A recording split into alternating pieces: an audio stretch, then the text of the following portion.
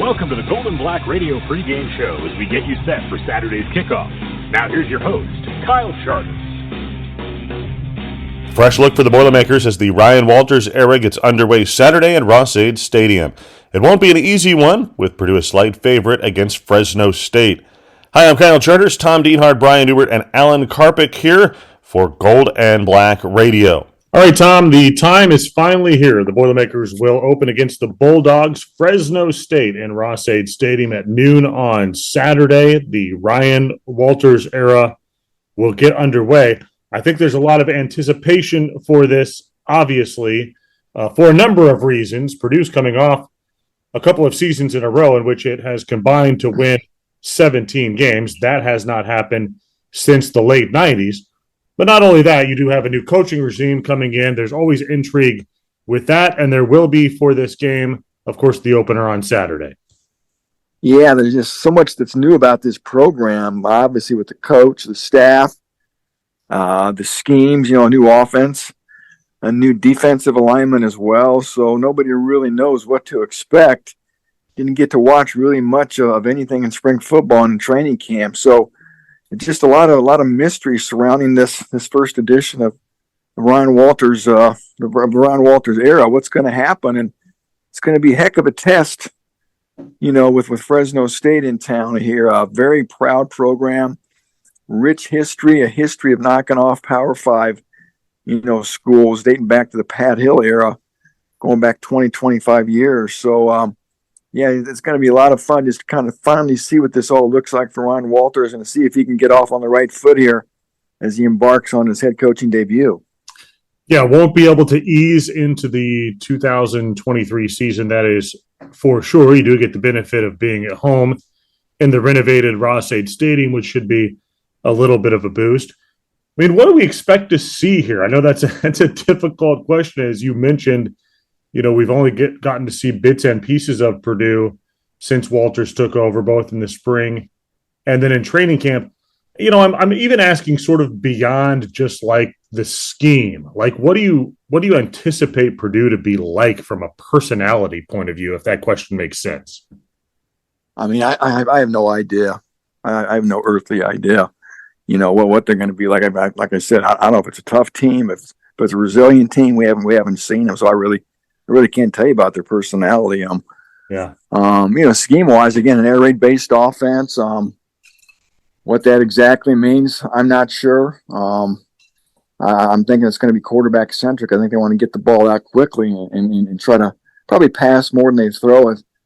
Graham Harrell never gave me the sense that, they're going to be a team that was going to be like Mike Leach's air raid, where they're throwing it 60, 70 times a game if need be, totally abandon the run. But just air raid based, and there's a lot of different offshoots of the air raid offense, and I think Graham wants to be. I think he wants to be balanced. I think he's got a good set of running backs.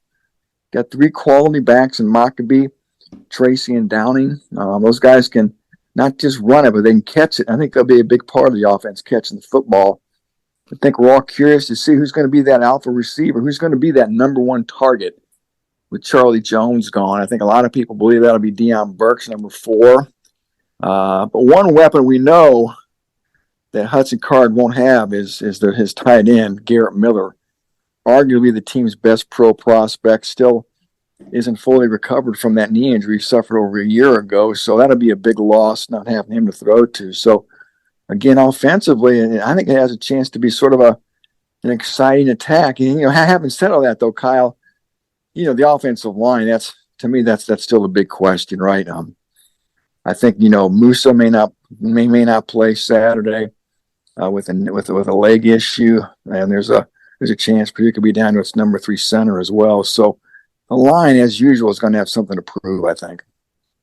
Yeah, that's the big question. Then defensively, probably in the secondary. Let's talk a little bit of defense. There have probably been, in the last 25 years, one season where you've been sort of intrigued by what Purdue is going to be or be able to do defensively, and that was probably 20 years ago in 2003. Intrigue a little bit different this time around, 20 years later, not because you felt like it was going to be a great defense, but because you felt like it was new, it's fresh, it's what the head coach his whole philosophy is a little bit. So there's a lot of intrigue about Purdue and what it will be defensively. I have some high hopes, of course, for that front seven. I think Purdue's got an opportunity, if they stay healthy, to be pretty good up there. Of course, as I mentioned, there are a lot of questions in that secondary. But it seems like Purdue perhaps has the ability to play at least a shell of what Ryan Walters eventually wants to be. Yeah, I'm not sure if his personnel is to the level that he had at Illinois. Outstanding defense last year over in Champaign. But there's some building blocks, and I think, Kyle, you hit on one of the biggest one is up front. I think the line has a chance to be the strength of the defense. Most people would agree with that. They've gotten much bigger on the interior with 3 SEC transfers now, really bulking up that line.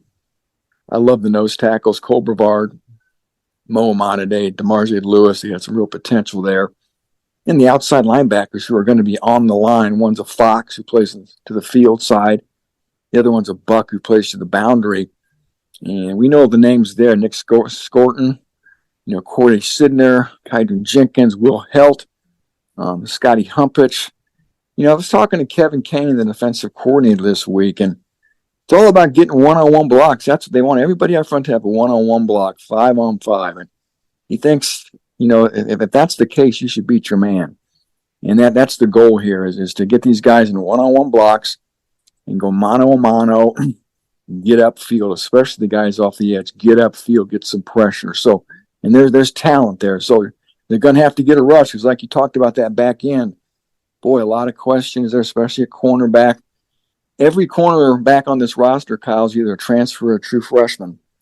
I like the starters. I think Marquise Wilson, Markevius Brown are solid starters, but after that, boy, it drops off quickly. You got a junior college transfer and a true freshman are your number 3, your number 4 cornerback. So those guys got to hold up and get some help from the front. Yeah, they certainly do. We usually talk about injuries during this time. We knew a lot of them coming in to this week. Some guys who, we anticipated being out and had anticipated being out for a while. When you tweeted out on Monday Purdue's official depth chart, the one that we did not perhaps anticipate, at least I did not, I think some others as well, was the guy you mentioned earlier, Garrett Miller, not being available for Purdue. It does not appear this week. Any idea when the tight end might be back out there on the field for the Boilermakers? I just think it's going to be a week-to-week thing, Kyle. I was like you. I was surprised. I think a lot of people, it's been over a year. And DeMarge Lewis injured his knee about the same week last summer as Garrett Miller. I don't know the details of each guy's knee injury. I'm guessing they were similar, but the timeline's been as long for each guy, and Lewis is going to be able to play and Miller's not. So I'm not sure what's up with that. I never got any indication he wasn't going to be ready for the start of the year. So again, I was as surprised as you. Again, from what I'm hearing, again, like I said, week to week on Garrett Miller, you certainly would like to get him back. I thought it was interesting, Kyle, that the depth chart had Max Clare, the redshirt freshman, sitting atop the tight ends. And you know what? I've been told, I'm sure you've heard too, that this is a kid they love. And you know about Max Clare. He's a heck of a baseball player. Yeah. He looks the part. And I think he could be a special tight end. So who knows? Maybe there won't be a big drop-off. But anyway, I was shocked by you. But again, among the key guys not to play, again, we know about Garrett. We know Gus Hartwig's not going to play. I think Josh Kaltenberger, the backup center, is going to try to play Kyle. I'm not sure if he's going to make it, though. He could have the Colorado transfer, Austin Johnson, snapping. And I talked about Mohamed Musa. I think he's 50-50 with, he's had one of his legs in a boot for a while. He can't go. Daniel Johnson will probably get to start at left tackle. And, on defense, there's not really any key guys, that are going to be out. Sanusi Kane's going to play with a cast on his left wrist, but, there's guys like J.P. Dieter and Prince Boyd who aren't going to be made available. They aren't really key guys. And the one transfer cornerback, Salim Turner Muhammad, they would love to have obviously available, but he's not going to be able to play either. But we've never even seen him take a snap yet. So defensively, what they've had through camp for the most part, they're going to have on Saturday. Yeah, Max Clear. He must be a heck of an athlete because there were a lot of people who thought he was a better baseball prospect than football prospect, and if he's got a chance to start Yeah, the opener at tight end as a redshirt freshman, it must mean he's really good at both those sports, I would imagine. yeah. So, Nice position too. I know we've talked about that position. Both you and I love that position. You know, Paul Paferi's still around, and yeah. they like Drew Bibber too, number 82. They think he has a nice future. The true freshman George Barron, he's not ready yet, but that's another kid. Boy, he looks good right now. Give him a year in the program, and I think they believe he can be a guy that can help them too. So real deep position. Much more to go on this Golden Black Radio pregame show. Of course, if you're a new listener, we'll get a weather update. We'll get a view from the other side of things, Fresno State as well.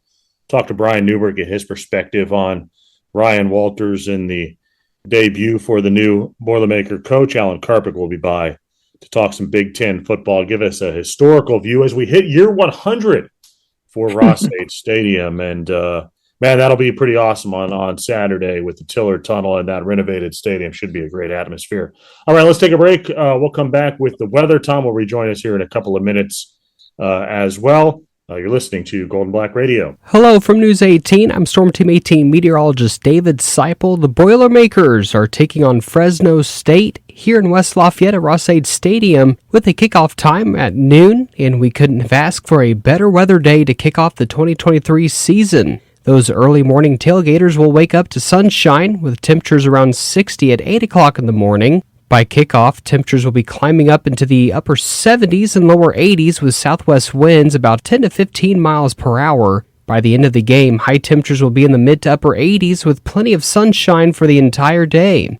It will be warm, so be sure to stay hydrated and enjoy the beautiful weather that will be expected at Ross-Ade on Saturday. From News 18, I'm Storm Team 18 meteorologist David Seipel. Boiler up and hammer down. Designing and building since 1968, T&W has changed the way people think about construction. T&W's three-stage approach to designing and building is unmatched throughout the construction industry. Learn more about T&W's people, passion, and projects at twdesignbuild.com. Experience unparalleled comfort, service, and cuisine at the Whitaker Inn. This Midwestern oasis is perfect for a relaxing staycation or weekend getaway. Escape from the ordinary at the Whitaker Inn.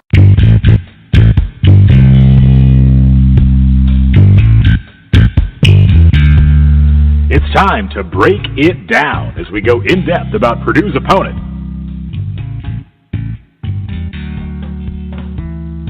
All right, we have on the line Robert Kuwata, who covers Fresno State for the Fresno Bee. Robert, just sort of give Purdue fans a sense of what they can expect to see from this Bulldog offense on Saturday. Well, this is a team that has a lot of holes to fill, particularly on the offensive side. Obviously, they lost a lot of production with the quarterback and top big receivers and a 1,000-yard running back. So from that end, there's a few question marks that they're still trying to figure out. But it'll be a very solid defensive team. Offensively, I think, like I said, they're going to be trying to figure a few things out. But I mean, you got to give some benefit of the doubt to Jeff Tedford and his coaching staff. I think they've been through this kind of thing before, obviously, and put together our offenses that have averaged more than 30 points a game 5 years in a row now. So that's something that nobody in the Mountain West has been able to do. So you gotta think they're gonna be able to do that again. Kind of give us a sense what to expect from the Bulldog defense. Very good group of five team. I think at this level they have depth that I think you would say is unusual, particularly in the interior defensive line and on the edges. Their linebackers are very good. Both cornerbacks could be Power 5 level players. You have some questions still at safety. They lost a pretty good transfer there.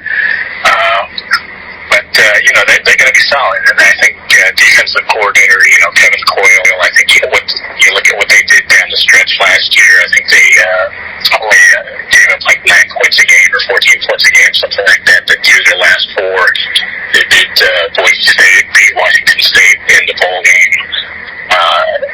That was the first year in that system, so they're just looking to build on that. They're 14th in the nation in points per game was 19.4. For a first year in that system, I think that's very good, and from where they've ended off, I think they can just continue to build on that. Okay, Robert, how do you see this game unfolding? I wish I knew more about Purdue, but I do think it'll be a very good game. I think from the Fresno State perspective, I think it won't be a high-scoring game. I think their defense will keep them in a lot of games the way they're going to have to try and win, at least early in the year. Offensively, I'm not really sure where they're going to be at in game one, to be honest. I think they had some ground to make up just through fall camp and this last week and the first week of game prep. But I think something in the maybe high 20s, I think the winner will have. Ought to be interesting. Robert Kawada out of Fresno B, we appreciate you dropping some knowledge on us, sir.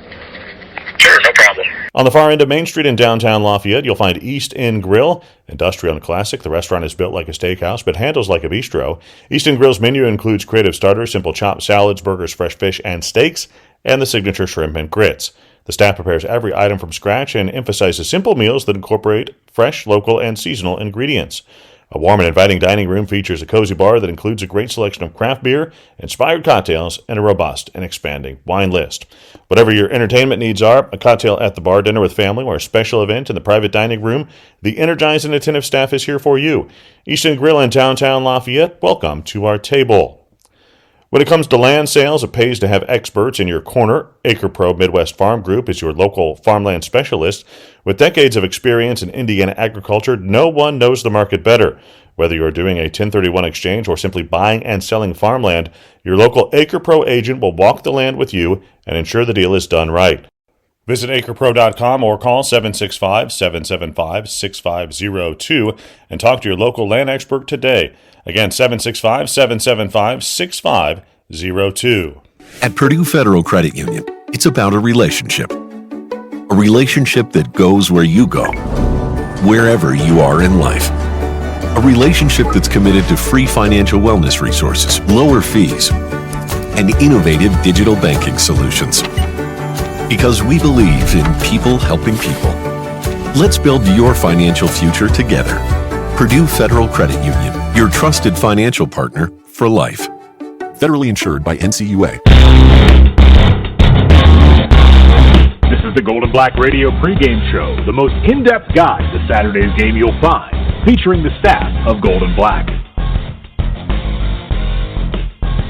All right, Brian, let's get your perspective on the Boilermakers as Purdue opens its 2023 season. First game under Ryan Walters, his first season. If you look back at the last four Purdue coaches, of course, going back to Joe Tiller, two have had success in year one, Tiller and Jeff Brom. Maybe Jeff Brom was one of the most surprising, I think, taking over from the dumpster fire that was the Darrell Hazel era. But he got Purdue to 7 wins, including that bowl victory. Now, of course, the two that did not do as well, Danny Hope, in a team that should have won 7, 8, 9 games in his first season, and then Darrell Hazel being 1-11. What's the challenge going to be for Ryan Walters here this season? Well, comparing him and his situation right now to past Purdue coaches is kind of a little bit of a fool's errand here, because every circumstance is different, every inherited job is different, and college football is so different nowadays. It's almost like not even the same sport as when Joe Tiller took over from Jim Coletto back in the late 90s. It's just so different now. But I think the one thing, the common thread between some of those coaching debuts told us is these first games, maybe aren't all that indicative of how things are going to go, because remember, Tiller famously lost to Toledo. Everything took off from there. Danny Hope's team destroyed Toledo, albeit it was only Toledo, and then looked the part of a pretty damn good team at Oregon the next week, and then came back, lost to Northern Illinois. Things went off the rails from there. A team that was better than its record. really underachieved there. Jeff Brom obviously didn't win his opener, but was competitive enough against Louisville to tell us that, hey, they're going to be all right here. Yeah. And they're all right here. Now, it's an interesting situation for Walters because, I keep writing about this and I keep debating this with people, but you can't really call it a rebuild because Purdue has been winning. It's not like he's inheriting abject failure the way that Jeff Brom did. But at the same time, like the team that won the Big Ten West last year, none of those guys are back hardly. So it's kind of a rebuild. It's maybe not a rebuild. I think every team in college football to some extent nowadays, with all the transfers, is rebuilding. But I think he's going to bring a new energy to Purdue football. I think, as I said, when he was hired, a lot of people look for rising stars when they're making coaching hires. And it seemed to me like Purdue kind of thought it found a comet here, somebody who, they don't just think can be good, but can be great. And I think that's Purdue's ambition in football. And, it's kind of up to him and that really young, but really energetic staff to get it done. And I just think the upside here is really considerable. But at the same time, it doesn't come without risk. Any first-time head coach, there's going to be it's just human nature for there to be growing pains. And there might be some of those. How you handle adversity goes a long way in telling you what a head coach is about. Brian Walters has never been in that position before. This year might not be a straight line. The schedule is very difficult. The personnel has turned over really considerably. They're going to rely on transfers, just like everybody else in college football, quite a bit. There's tons of unknown there. So this is going to be, we find reasons to say this sort of thing every year, but this is going to be as interesting a Purdue football season as there's been in forever because everything is brand new. Yeah, I think outside of a handful of teams, maybe every team is going to be rebuilding every year. It seems like in college football these days. Well, a lot of mid-pack sort of food chain teams are going to be rebuilding every year. All the power programs just going to be retooling. They might pick up an impact player here or there. They might pick up a quarterback when they need a quarterback, something like that. They may add depth through the portal or a really great player from the transfer wire, but they're not going to be turning over 30 guys every year. The Purdues, the Missouris, the Syracuses, the Iowa States, people like that. And I don't know why I pick on those four programs, but those sort of teams that I think are going to be turning over their rosters really considerably every year. Forever, Purdue has won with offense. It went out and got a young defensive-minded coach, yet one who hired an offensive coordinator who will bring in the air raid. Will Purdue find a happy marriage between what it has been and a head coach who wants to also play defense? That's a kind of a hard question to answer. The whole air raid thing, I think people hear air raid and they think of throwing the ball up the field 50 times a game. I don't think that's reality. I think it's more of a philosophical approach than it is an actual sort of like we're just going to run 4 vertical every play sort of thing. I think what you're going to see is an offense that's not all that dissimilar to what Joe Tiller did with his spread offense and what Jeff Brom did with his more pro-style sort of vertical passing game. I think they're going to do a lot of underneath stuff, a lot of short stuff. I think they're going to pass to set up the run, and I think they'll take their shots when they're there. But more than anything, it's about attacking space, establishing matchups, kind of things like that. So I don't know what's going to change, but I don't see a situation where Purdue throwing the ball deep every single play is in any way, shape, or form going to jibe with playing complementary football. Obviously, Ryan Walters is going to want to be good on defense. That's his MO. That's his baby, so to speak. You can't run the risk of going 3 and out or throwing an interception on the first play if you want to be good on defense. That's just not viable. Not in the Big Ten. I've been writing about complementary football since the day Graham Harrell got hired. And that's going to be the interesting marriage is, you don't want to almost co-head coaches, but it's almost you'd assume Graham Harrell is going to be sort of like a head coach for offense, the way Nick Holton and Jeff Brom came in was sort of the head coach for defense. I don't know Ryan Walters or his style well enough. If he has a style as a head coach yet, I don't know, but I don't know any of that well enough to know how involved he's going to be in the offense. But Jeff Brom was barely involved in the defense up until a few years into things. So there's going to have to be a partnership there that gets established over time. But Purdue's got to be able to maintain the ball. They got to be able to score points, make big plays, obviously, but they got to be able to possess the football. This isn't, the Big 12 where everybody's just, scoring every 30 seconds.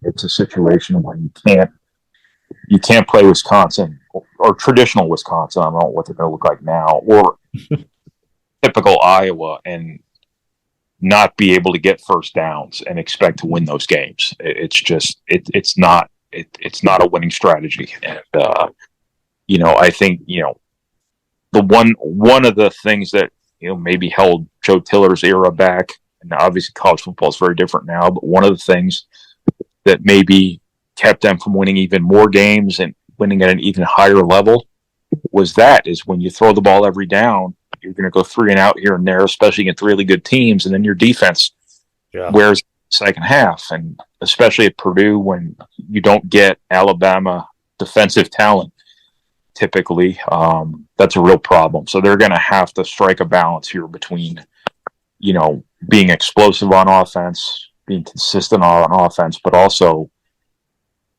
being prudent on offense and, doing enough things to help the defense and not leaving the defense hung out to dry. Well, as you said, certainly will be intriguing to watch this season, how all that comes together. Thank you, Brian. No problem. Back in a moment with more on Gold and Black Radio.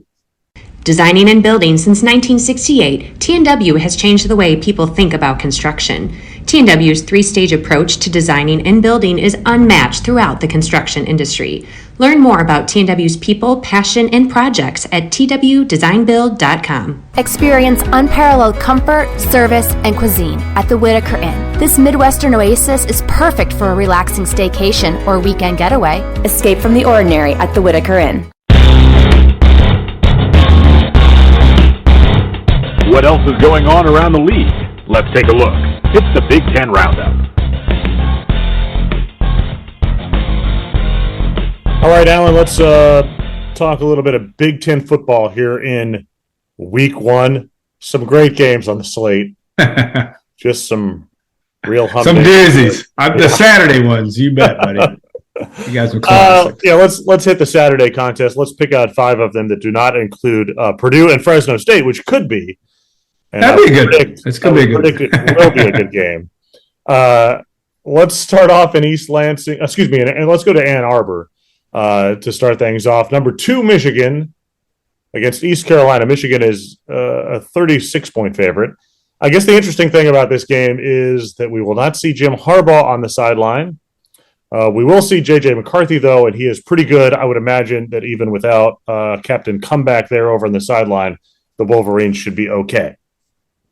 Okay, and J.J. McCarthy is really good, in my opinion. I mean, I was when we got to see him in person last year in the Big Ten championship. You just see what talent this kid's got, and when you've got the guys, Michigan just has got options at running back. They're good defensively, and they'll survive without Jim Harbaugh, and they'll survive in a big way against an East Carolina team that I don't think has any chance of even making it 2.5 quarter interesting, so to speak.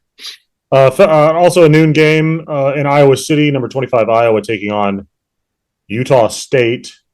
Iowa is a 23.5-point favorite, which means the Hawkeyes will score 24 points and win in a shutout. Yeah, exactly. That's an assumption. They got to get 23.5. Yeah, they're going to get there. I don't know. Will they be better offensively this season? Because it was not good. Yeah, they will be because they've got a better quarterback, I think, and obviously, and that's going to help them with McNamara coming from Michigan, I think. And Iowa's going to do what Iowa does, and still they have been doing it this way for really a pretty darn long time, and that's still find ways to win with defense. And until they run the Ferences off out of town, which isn't going to happen anytime soon, I don't think.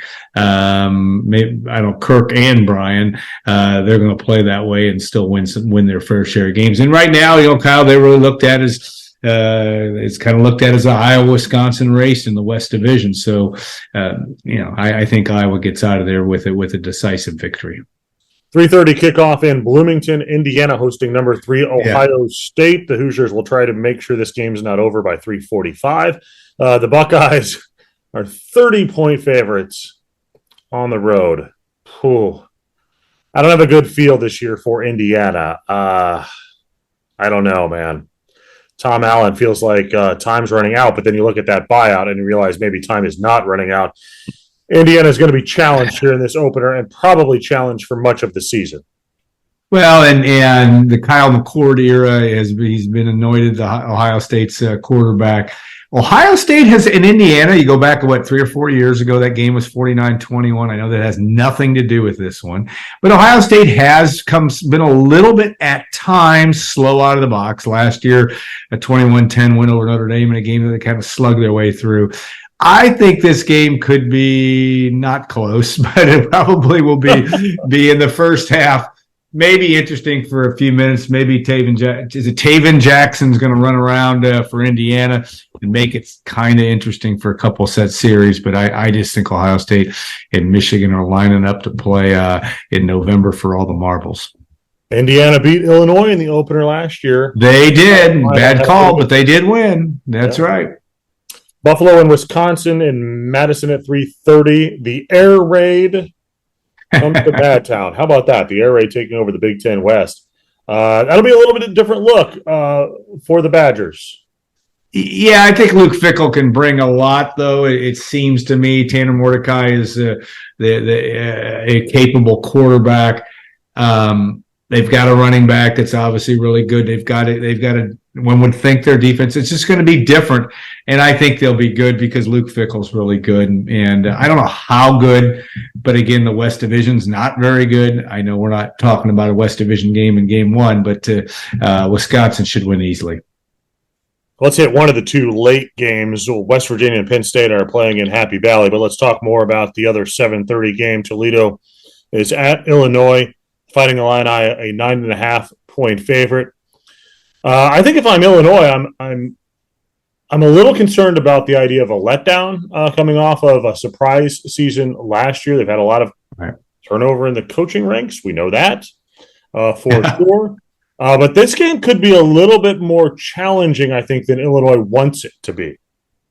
Right, 9.5-point favorite. Toledo's good in the trenches. This is a game that, from what I can glean, could be low scoring at times. Illinois, wasn't a scoring machine last year. Certainly, did a lot with defense. Yeah, I'm nervous if I'm Illinois in this situation. I know there are a lot of people that want to put Bielema's team in that upper echelon of the West this year. I'm just not sure I'm buying that just yet, and I'd be much more inclined to do so if they go in and beat Toledo soundly. I don't know that they will. I think this will be a 4-quarter game. That's the Big Ten roundup for Week 1. Let's go back in time with a historical look. Here's Alan Karpick. All right, Al, let's hit a historical view of Purdue and Fresno State. First, though, let's talk a little bit about Ross-Ade Stadium. I know you were in the stadium a little bit. It's going to have a little bit of a different feel here for year 100. I thought you were going to say I was in the stadium in 1924, and that would have been something, but I wasn't quite. No, I did get a chance on Thursday night to step in just to watch them as they're still working on it. It'll be ready, but that tunnel, it has a real different feel to it. We know that, but just coming in from the south end zone and under that south end zone, just different. Purdue finally, they thought in 1924 they were going to name it the Ross-Ade Bowl. It took it 100 seasons to actually become a bowl for the first time, because for the first time that stadium is connected And I think the Tiller Tunnel really looks sharp from across the way today. The field, of course, is in great shape. It's going to be a great day weather-wise. I think maybe a little bit warm on Saturday, but this is an interesting. I think there's been so much talk about this. I've been really kind of surprised by it. Fan base has really been intrigued by it. I think it won't come out in a major way until that night game against Syracuse. That doesn't mean that there won't be a good atmosphere against Fresno State, but you put that thing under the lights, it's going to be pretty spectacular. Yeah, I'm curious just about how it changes sort of the feel for the stadium. I think it's something we won't know the answer to, and as you alluded to, there might not know the answer to that on Saturday. Perhaps we'll take one of those night games coming up. Yeah, I think you've talked about it being an underrated stadium in terms of noise, and when the team is good and interesting, which it has been more often than not in the last 6 years under Jeff Brom. Ryan Walters wants to get his team that way. Yeah, I think it has the ability with that enclosure to be a little bit different in terms of noise. And I think that'll be kind of a fun thing to watch as we go through this season. Purdue's got to put a competitive team on the field, obviously, and make these games interesting. But if they are, I think it's got a chance to be a good home field advantage. Fresno State came in a day early to adjust. Yes, they did. The friendly Midwest here. It's not often we've invited teams over from California to play in Ross-Ade Stadium. It's been a number of years. Purdue hasn't played a whole lot of teams from California anywhere real often. Right. First one in the 21st century, right? Drew Brees in 1998. I think I'm still sweating from that one. Purdue loses in the Pigskin Classic on August 30th. I think at 28-17 was it? But Brees' start, Purdue had that lead, I think, at halftime. But the point is you're right. And then the last Cal team to play in Ross-Ade Stadium was the Berkeley Bears, as Jim Coletto called them. And of course, Purdue put a hurt dance on the 17th ranked Cal. Purdue, I think, was over a 10-point underdog in that game, won 41-14. We all thought the Boilermakers were heading off to maybe a bowl game under Jim Coletto. It didn't happen in 6 years. That was probably one of the finer moments, that beating Michigan, I suppose, in his year after he resigned. But that was the last time a team from California came. I don't think that Cal came a day early, but we're all talking about the West Coast effect and the noon start. I don't know if that means anything, but Fresno State has at least got an extra day with a head on the pillow in West Lafayette. That's a historical view with Alan Karpick. Thanks, Al. All right, thanks, Kyle. Back with more on Gold and Black Radio. On the far end of Main Street in downtown Lafayette, you'll find East End Grill. Industrial and classic, the restaurant is built like a steakhouse, but handles like a bistro. East End Grill's menu includes creative starters, simple chopped salads, burgers, fresh fish, and steaks, and the signature shrimp and grits. The staff prepares every item from scratch and emphasizes simple meals that incorporate fresh, local, and seasonal ingredients. A warm and inviting dining room features a cozy bar that includes a great selection of craft beer, inspired cocktails, and a robust and expanding wine list. Whatever your entertainment needs are, a cocktail at the bar, dinner with family, or a special event in the private dining room, the energized and attentive staff is here for you. Eastern Grill in downtown Lafayette, welcome to our table. When it comes to land sales, it pays to have experts in your corner. AcrePro Midwest Farm Group is your local farmland specialist. With decades of experience in Indiana agriculture, no one knows the market better. Whether you're doing a 1031 exchange or simply buying and selling farmland, your local AcrePro agent will walk the land with you and ensure the deal is done right. Visit acrepro.com or call 765-775-6502 and talk to your local land expert today. Again, 765-775-6502. At Purdue Federal Credit Union, it's about a relationship. A relationship that goes where you go, wherever you are in life. A relationship that's committed to free financial wellness resources, lower fees, and innovative digital banking solutions. Because we believe in people helping people. Let's build your financial future together. Purdue Federal Credit Union, your trusted financial partner for life. Federally insured by NCUA.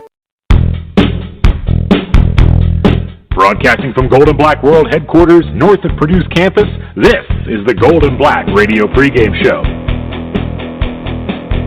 All right, Tom, let's talk a little bit of matchups in this one. we know little about Purdue right now. We know less about Fresno State, it feels like. So perhaps matchups a little bit difficult. But look, we know this about the Bulldogs. They're going to be able to throw the ball around, and they've got a new quarterback. But yeah, we know the formula there. Purdue's going to have to try to get some pressure with those outside linebackers, it would seem, because we know they want to play man in the back half. You can only leave those guys out there for so long. The whole formula works if you can get pressure and force the quarterback into throwing the ball a little bit earlier than what he would want. Yeah, get it. If you can't sack him, rush him, hurry him, right? And Fresno State, they like they're playing the trenches on both sides of the ball. So that's if you're a coach, it has to make you feel good, right? We know you're good up front on offense and defense. So if I know they feel pretty solid about their lines. Talked about the quarterback, Mikey Keene, a transfer from UCF. He's like 5'10", 5'11" guy. And he can move around, and I think you can envision the type of quarterback he is, the problems he can present. They lost two good receivers and a good running back. So the skill guys on offense, they're really trying to break in here. And defensively, that may be their strength. They've got a very, very veteran defensive coordinator, Kevin Coyle, older guy who was in the NFL for a long time. Two very good cornerbacks, Kyle, probably Power 5 level cornerbacks and a star linebacker. So again, that defense could pose some problems here. Keep your eye on that matchup. And then Jeff Tedford, 61 years old, and this is a guy who's coached a lot of great ball players. I think he's coached 5 or 6 players, quarterbacks who went on to be first-round picks, including Aaron Rodgers and Kyle Bowler, among others. I think Joey Harrington. So this guy knows how to develop quarterbacks and offenses. And they're going to be ready.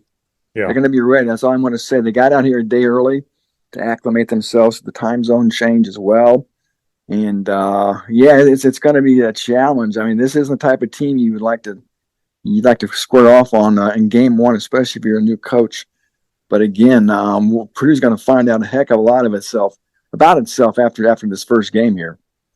Seems to me for Purdue offensively, I know that it wants to throw the ball. It's probably going to throw the ball ultimately a little bit more than it runs the ball. But early on in the game, I'm looking to try to get Devin Mockabee dialed in a little bit of rhythm. And as you mentioned, I like Tyrone Tracy as a running back too. I think he can do some things from there in the passing game that maybe brings another dimension.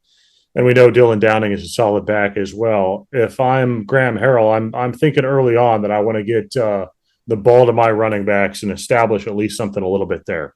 Yeah, I think that's a great point. Take advantage of that strength, and then we swing back to the quarterback, number one, right? Hudson Card, and he seemingly has checked every box, Kyle. And the one thing that people talk about his ability to throw the ball, and they marvel at his release and his quickness and ability to make most every throw. But it's that ability to move and the athletic ability. Can extend plays with his feet, can run if need be. So he could be a real weapon and a real X factor here. Purdue hasn't had a quarterback of this ilk.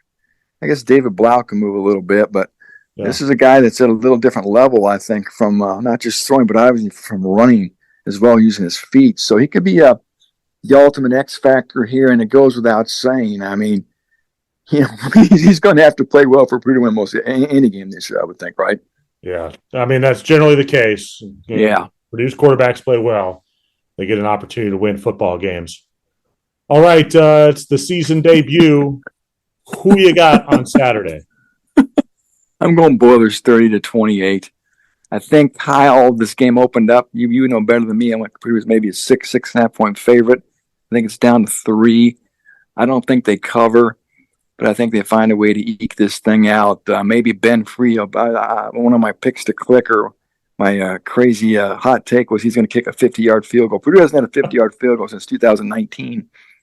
And, I think it's going to be a nail biter. This is going to be a fourth quarter game, I think. So fans better strap it in and be ready for some tense moments, I think, in the fourth quarter. Yeah, I'm trying to think of what I picked for my final. I've got, I think Purdue 33-27. Okay. Close one as well. I think it comes down to the finish here.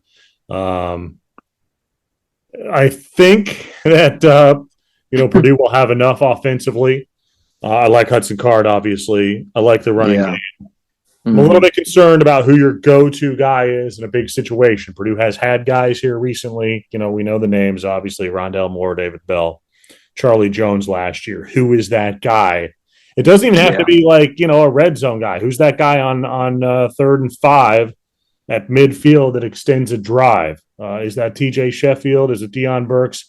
I think that we have to try to figure that out a little bit. That's an important player, especially with Garrett Miller not out here at least for game 1. So I'm curious to see that. But I've got the Boilermakers eking it out. As we have said ad nauseum, it feels like headed into this season.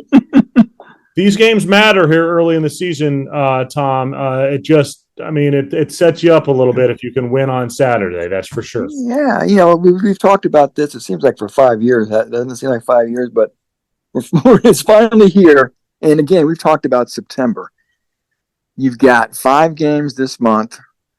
4 of them are at home.